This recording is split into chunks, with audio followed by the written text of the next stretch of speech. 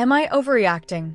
My brother tried to shoot his shot with my wife while I was standing right there. This just happened a few days ago, and honestly, my wife and I are still trying to process it. It was supposed to be a fun night, a rare break for us as new parents, a chance to show my brother some love after his recent divorce. Instead, it ended with me seeing someone I used to admire cross a boundary I never thought he'd approach, let alone trample over while I watched. For context, I'm married, 32, and a father. My wife and I have a newborn, and this was only the second time we'd ever left our baby overnight. That alone was a huge deal. We arranged for the grandparents to babysit, and since my brother, 35M, was visiting from out of state, we thought it'd be nice to give him a night out to take his mind off the ugly divorce he just went through. He's been through hell emotionally, and I truly believed this would be a healing night for him. We started out with dinner. Good food, drinks, laughs. Nothing out of the ordinary. My brother seemed genuinely grateful at first. He was talking more than usual, laughing a little too loud maybe, but we chalked it up to nerves and excitement. After dinner, our plans hit a snag when the show we had tickets for turned out to be sold out, last-minute scheduling change or some glitch. Either way, that's when the night started to unravel. We pivoted to bar hopping, thinking a couple of drinks might lift his spirits. But a couple turned into 5, then 7. My brother went full college frat boy, binge drinking like he was trying to erase every memory he had. We gently tried to slow him down, reminded him we were there to enjoy the night, not black it out, but he wasn't listening. He was too far in his own spiral. Loud, slurring, bitter. By the time we hit the 4th bar, he was loudly ranting about how no women in the city would even give him the time of day. It was uncomfortable. He started harassing strangers with weird, rambling pickup lines and aggressively personal questions. My social anxiety was peaking. I was trying to manage him, protect my wife from the secondhand embarrassment, and still keep the night from totally derailing. And then came the moment that shifted everything. He turned to my wife. At first, it was harmless drunk praise. "You're so cool. You always make everyone feel at ease." Stuff you expect from a tipsy sibling. But then, as if something snapped, he crossed a line.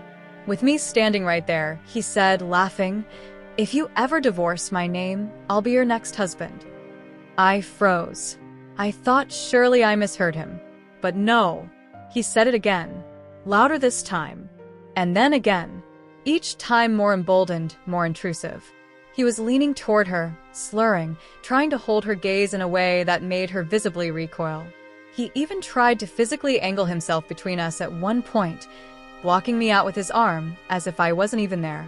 I shut it down immediately, told him it wasn't funny, it was beyond inappropriate, and he needed to cut it out right now.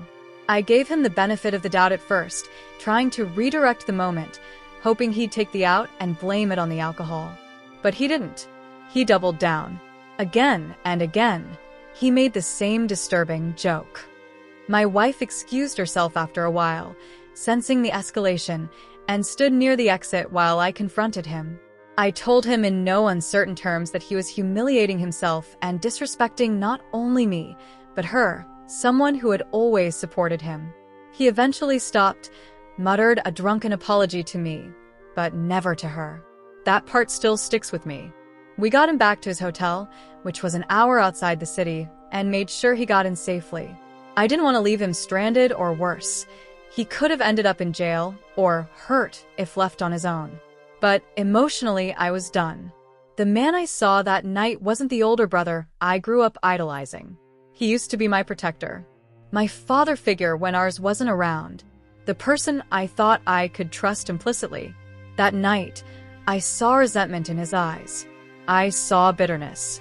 I saw a man unraveling and reaching for whatever power he could grab, even if that meant disrespecting my wife in the most disgusting way possible. My wife, understandably, was shaken.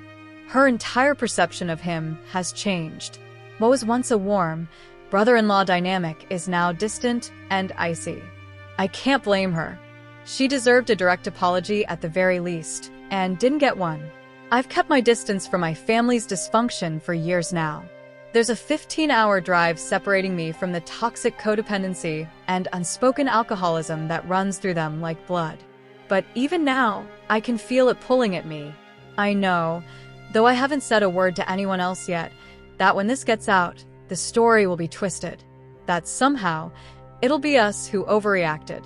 That my brother will be the victim of a bad night and will be made out to be judgmental or unforgiving. There's a deeper layer here, too. I didn't mention this in my original post because I was exhausted from reliving it. But my mother has played a large role in why my brother is the way he is. She's been actively keeping him out of therapy, gaslighting him into thinking he's fine. Also, she doesn't have to face the period in our childhood when she completely disappeared and left us to fend for ourselves. She needs him to be broken because if he heals, he might start asking questions she doesn't want to answer. I want to help my brother. I do. But I also want to protect my wife and my peace. And I can't do both anymore. Not like this. So we've chosen, for now, to forgive publicly, but we've put up some serious boundaries. We're not telling the rest of the family. Not yet. Not unless we absolutely have to. Maybe that's enabling, but maybe it's also survival. I still don't know.